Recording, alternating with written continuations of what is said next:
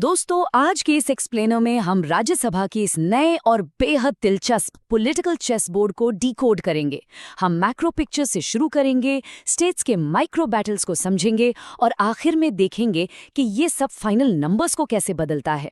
और हाँ, इसमें हम आपको किसी कॉम्प्लिकेटेड मैथ में बिल्कुल नहीं उलझाएंगे, ये मेरी गारंटी है। तो चलिए सीधे पॉइंट पर आते हैं। फटाफट देख लेते हैं कि आज हम क्या क्या कवर करने वाले हैं। शुरुआत करेंगे इस नए राज्यसभा चेस बोर्ड से, फिर आएंगे शिफ्टिंग बैलेंसेस और स्टेट बैटल ग्राउंड्स पर।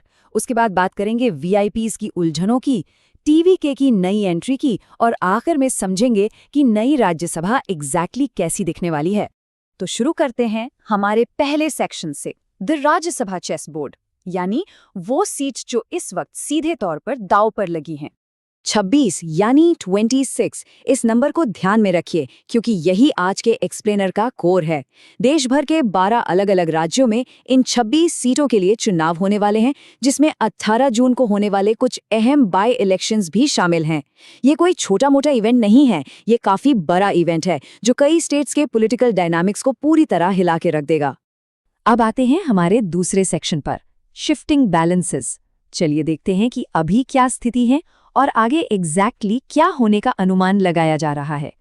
अगर हम इन 26 सीटों का करंट और प्रोजेक्टेड डेटा देखें तो पिक्चर काफी क्लियर और इंटरेस्टिंग नजर आती है।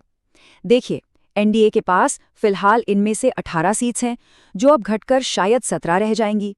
वहीं दूसरी तरफ कांग्रेस का टैली 4 से बढ़कर 5 हो सकता है। जेएमएम यानी झारखंड मुक्ति मोर्चा को भी 1 सीट का फायदा हो सकता है और वो 1 से 2 पर पहुंच सकते हैं। वाईएसआर कांग्रेस के पास वैसी की वैसी 3 सीट्स हैं। तो आप देख रहे हैं ना, नंबर्स भले ही छोटे लग रहे हों, पर नेशनल पॉलिटिक्स में इनका वजन बहुत बड़ा होता है। चलिए अब मैक्रो से निकलकर थोड़ा जमीन पर चलते हैं। हमारा तीसरा सेक्शन है की स्टेट बैटल ग्राउंड्स। आखिर इन स्पेसिफिक स्टेट्स में क्या कहानी चल रही है?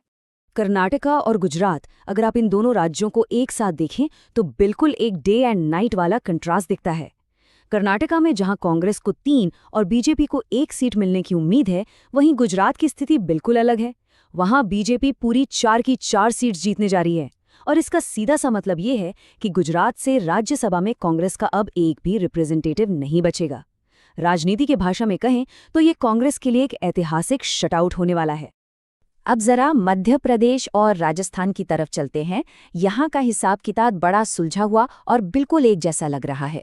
दोनों राज्यों में 3-3 सीट्स चुनाव के लिए हैं और दोनों ही जगह बीजेपी 2 सीट्स और कांग्रेस 1 सीट निकालने का अनुमान है। ये बिल्कुल एक कंसिस्टेंट 2:1 का स्प्लिट है जो दोनों पार्टियों की स्टेट लेवल पकड़ को दर्शाता है। कुछ जगह तो हालात बिल्कुल वन साइडेड मैच जैसे होने वाले हैं, जैसे कि आंध्र प्रदेश को ही ले लीजिए। वहां तेलुगु देशम पार्टी यानी टीडीपी सभी 4 सीट्स पर क्लीन स्वीप करती दिख रही है। वहीं झारखंड की बात करें तो वहां की दोनों सीट्स जेएमएम और कांग्रेस अलायंस के खाते में जाती दिख रही हैं। लेकिन रुकिए, झारखंड की ये पिक्चर जितनी शांत लग रही है, दरअसल वहां आगे एक बड़ा ट्विस्ट आने वाला है, जिसके बारे में हम आगे बात करेंगे। अब आते हैं इस पूरे खेल के सबसे दिलचस्प हिस्से पर, section 4, VIPs and political dilemmas. क्योंकि आखिर में राजनीति सिर्फ और सिर्फ आंकड़ों की थोड़ी होती है, ये तो नेताओं और उनके दांवपेच की भी होती है। तो आखिर किन कद्दावर नेताओं की किस्मत दांव पर है? एक तरफ फॉर्मर पीएम देवेगौड़ा और कांग्रेस नेता दिग्विजय सिंह का टर्म खत्म हो रहा है। दूसरी तरफ कुछ बड़ी नई एंट्रीज की जबरदस्त स्पेकुलेशंस चल रही हैं, जैसे कांग्रेस अध्यक्ष मल्लिकार्जुन खड़गे की कर्नाटका से और कमलनाथ की एमपी से एंट्री हो सकती है। और इसके अलावा बीजेपी के पास एक बहुत बड़ा प्रैक्टिकल टास्क है। उन्हें अपने 2 यूनियन मिनिस्टर्स रवनीत सिंह बिट्टू और जॉर्ज कुरियन को हर हाल में सीट्स दिलवानी है। और यहीं से शुरू होता है बीजेपी के लिए कर्नाटक में एक बहुत बड़ा स्ट्रेटेजिक धर्म संकट। देखें, वहां से पार्टी सिर्फ एक ही सीट आराम से निकाल सकती है। तो अब उनके सामने सबसे अहम सवाल ये है, क्या वो फॉर्मर पीएम देवेगौड़ा जी को सपोर्ट करेंगे या फिर अपनी खुद की पार्टी का कोई कैंडिडेट मैदान में उतारेंगे? ये एक ऐसी पजल है जिसका नतीजा आगे के अलायंसेस पर असर डालेगा। जैसा कि मैंने थोड़ी देर पहले कहा था, झारखंड में कहानी इतनी सीधी नहीं है। वहां जेएमएम कांग्रेस अलायंस के आगे क्रॉस वोटिंग का बहुत बड़ा खतरा मंडरा रहा है। सोर्सेज बताते हैं कि बीजेपी यहां उनका खेल बिगाड़ने के लिए ठीक वैसी ही स्ट्रैटेजी अपना सकती है जैसी उन्होंने बिहार में अपनाई थी। वो अपना एक एक्स्ट्रा कैंडिडेट उतार सकते हैं ताकि क्रॉस वोटिंग हो सके, क्योंकि उन्हें किसी भी तरह यूनियन मिनिस्टर रवनीत सिंह बिट्टू को राज्यसभा भेजना है, खासकर तब जब अगले साल पंजाब में असेंबली चुनाव हैं। चलिए अब एक बिल्कुल ही नई पॉलिटिकल ताकत की तरफ रुख करते हैं।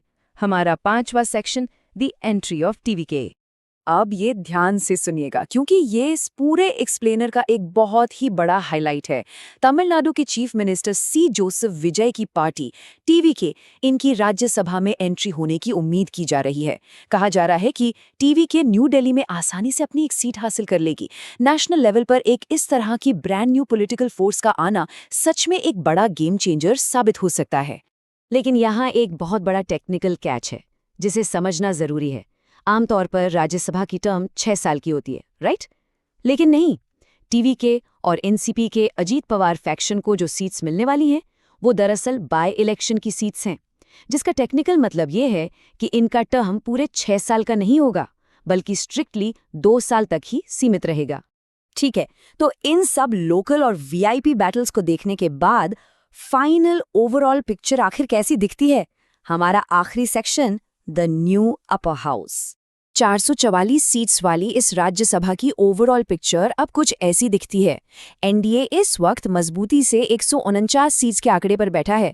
ऑपोजिशन के पास 78 सीट्स हैं और 17 सीट्स ऐसी पार्टीज के पास हैं जो इन दोनों में से किसी गुट में फॉर्मली शामिल नहीं है, यानी वो बिल्कुल अनअलाइंड है।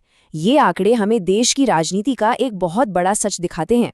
जाते जाते मैं आपको एक बहुत ही जरूरी और बड़ा सवाल छोड़ के जा रहा हूं।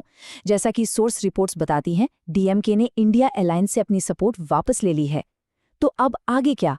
इस नए डेवलपमेंट के बाद ये 244 सीट्स किस तरह और रीअलाइन होंगी? क्या ऑपोजिशन का मैथ्स पूरी तरह बदल जाएगा? ये एक ऐसी पॉलिटिकल मिस्ट्री है जो आने वाले वक्त में कई नए समीकरण तय करेगी। आज के इस एक्सप्लेनर में हमारे साथ जुड़ने के लिए बहुत बहुत शुक्रिया।